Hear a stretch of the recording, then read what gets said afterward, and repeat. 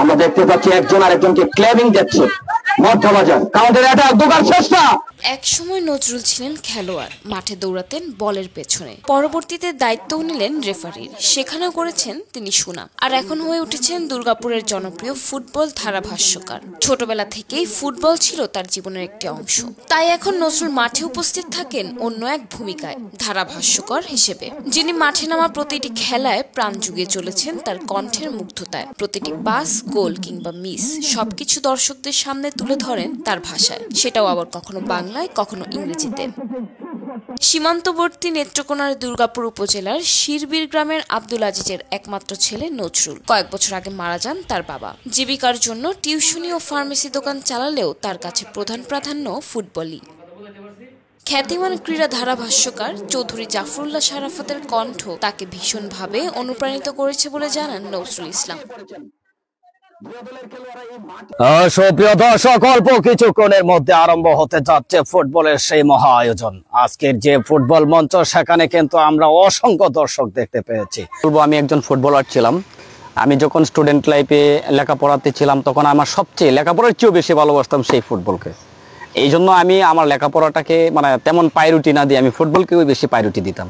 After football life আমার শেষ হওয়ার পরে আমি কিন্তু যথারীতি আমি রেফারির দায়িত্ব পালন করি, পরিচালনা করি ফুটবল।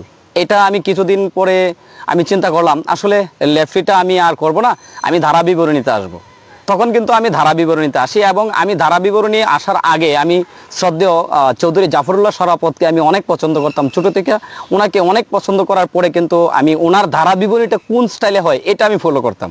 ফলো করে হঠাৎ আমি কিন্তু এই ধারা বিবরণীতে ঢুকলাম। নজরুলের এই যাত্রায় পরিবারের সমর্থনে রয়েছে। তার বাবা বেঁচে না থাকলেও মা, স্ত্রী ও সন্তানরা সবসময় পাশে আছেন বলে জানান নজরুল ইসলাম। গ্রামের মানুষও নজরুলের প্রশংসায় পঞ্চমুখ। তাকে জনপ্রিয় ধারাভাষ্যক হিসেবে দেখে গর্বিত হন তরুণ যুবক সহ পুরো গ্রামবাসী।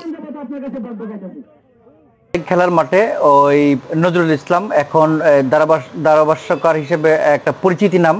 ফুটবলের প্রতি তার আলাদা একটা নান্দনিকতা রয়েছে, তার আলাদা একটা আকর্ষণ রয়েছে, এবং ঘুমাইলেও সে ফুটবল নিয়ে স্বপ্ন দেখে, এবং সে খুব ভালো ফুটবল খেলে, এবং সে একজন উচ্চ শিক্ষিত এবং মার্জিত ছেলে। ধারাভাষ্যকার হিসেবে তার যথেষ্ট খ্যাতি ছড়িয়ে পড়ছে। আমরা আশা করি তার যে তার খ্যাতি ছড়িয়ে যাওয়ার পিছনে যে আমরা এলাকাবাসী হিসেবে আসলে অত্যন্ত গর্বিত এবং আনন্দিত। এদিকে দুর্গাপুরের বিভিন্ন টুর্নামেন্টে যখন দর্শক ভিড় করে, তখন নজরুলের ধারাভাষ্য শুধু খেলার খবরই নয়, দর্শকদের আবেগও ছুঁয়ে যায়। এমনটাই বলছেন দর্শক ও খেলোয়াড়রা। নজরুল আসলে আমাদের সকলের মন জয় করে নিয়েছে। আসলে সে যখন মাঠে আসে, আমরা আসলে সবসময় আনন্দ উপভোগ করি। সে মাঠে আসা মানে মাঠ একটা উত্তেজনা ছড়িয়ে যায়। আমরা আসলে তাকে মাঠে দেখলেই আমরা বুঝতে পারি যে আজকের খেলা জমজমাট। মূলত আমাদের খেলার একটা প্রাণ। আমাদের দুর্গাপুর গোল টুর্নামেন্ট ছাড়ার পরে নজরুল স্যার যেভাবে ধারা বিবরণী করেছেন, এরপর থেকে উনি জনপ্রিয় হয়ে উঠেছে। আমরা চাই নজরুল স্যার আমাদের ফুটবলের পাশেই থাকুক, সাথেই থাকুক। নজরুলের স্বপ্ন আরো বড়। তার জীবনের মূল মন্ত্র ফুটবল মানেই ভালোবাসা, আর ভালোবাসা মানেই যতদিন বেঁচে থাকবেন ফুটবলের সঙ্গে জড়িয়ে রাখতে চান নিজেকে।